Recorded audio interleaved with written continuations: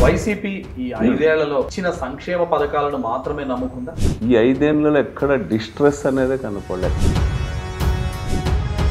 పంట నష్టపోయిన సందర్భంలో 140 కోట్ల రూపాయల ఇన్సూరెన్స్ వచ్చింది.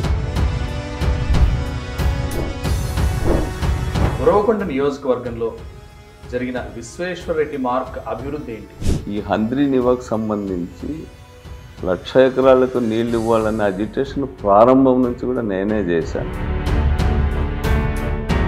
విశ్వేశ్వరరెడ్డి చేసిన కృషి కావచ్చు, అభివృద్ధి కావచ్చు, ఉరవకొండ ప్రజలు గుర్తించారంటారా?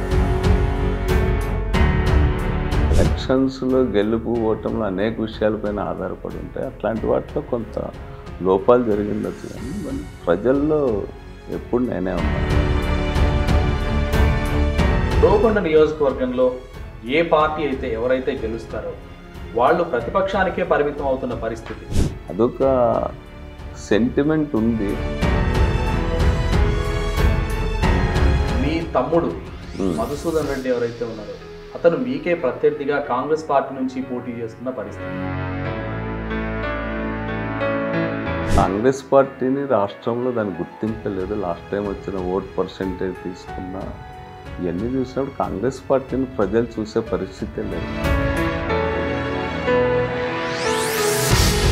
వైసీపీ ప్రభుత్వంలో ఈ 5 ఏళ్లలో ప్రత్యేకంగా మహిళలకు జరిగిన సంక్షేమం ఏంటి?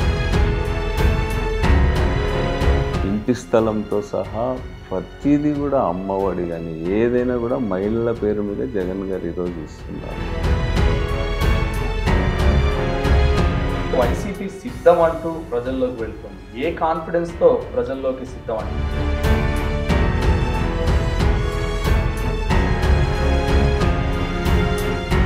జగన్ అంటే చెప్పింది చేస్తాడు. జగన్ ఒకసారి చెప్పిన తర్వాత వెనక్కిపోడు.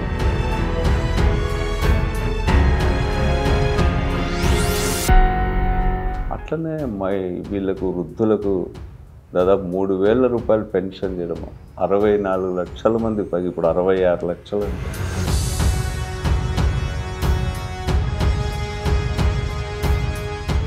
ఉరవకొండ నియోజకవర్గం YSRCP leader Y Visweswara Reddy exclusive interview only on NTV.